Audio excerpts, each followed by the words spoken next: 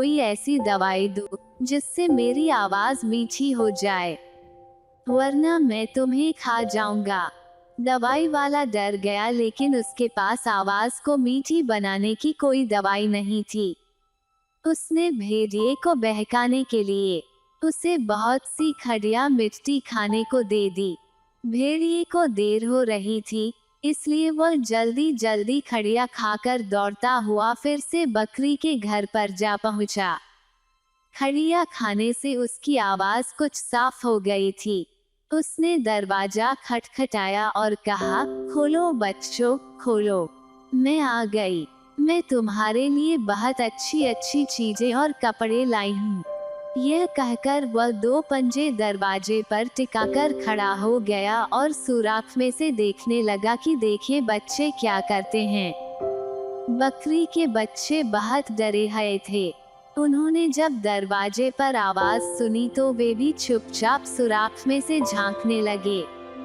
उन्हें दरवाजे पर दो बड़े बड़े काले पंजे दिखाई दिए।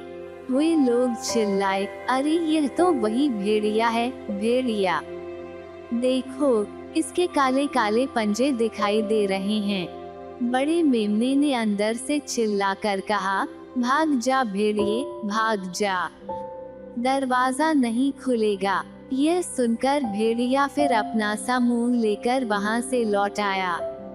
कुछ दूर जाकर भेड़िए ने सोचा, ये बच्चे बड़े चालाक मालूम होते हैं। मुझे कोई और चाल सोचनी पड़ेगी। मुझे जल्दी ही कुछ करना चाहिए, वरना फिर मौका हाथ से निकल जाएगा और बकरी वापस लौट आएगी। वो दौड़ता हुआ एक नानबाई के यहाँ पहुँचा। नानबाई आटा सानकर रोटी बनाने की तैयारी कर रहा था।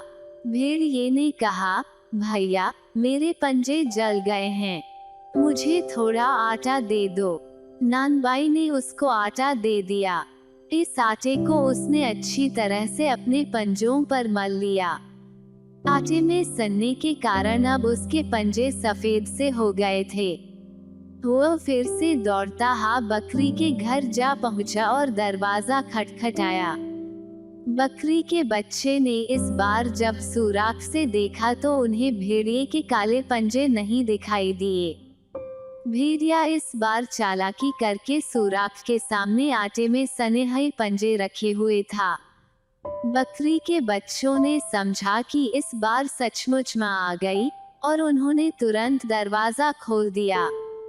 दरवाजे के खुलते ही भेड़िया चीखता हुआ घर में घुस गया।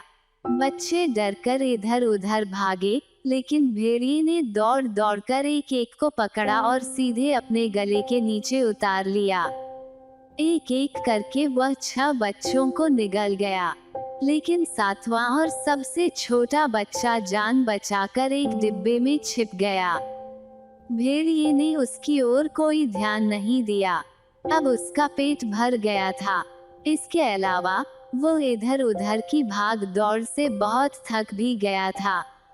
वो घर से बाहर आया। कुछ दूर एक झाड़ी के पास पहुंचकर उसकी छाया में लेटकर वह आराम करने लगा। थोड़ी ही देर में उसे गहरी नींद आ गई। इतने में उधर बकरी लौटकर अपने घर आई। दरवाजा खुला देखकर उसे बड़ा आश्चर्य हुआ। मारे डर के उसका दिल धड़कने लगा। कमरे में घुसते ही उसे मालूम हो गया कि कोई दुर्घटना घटी है। उसने जोर जोर से अपने बच्चों को आवाज दी, लेकिन बच्चे वहां होते तब तो बोलते। जब उसने सबसे छोटे बच्चे का नाम लेकर पुकारा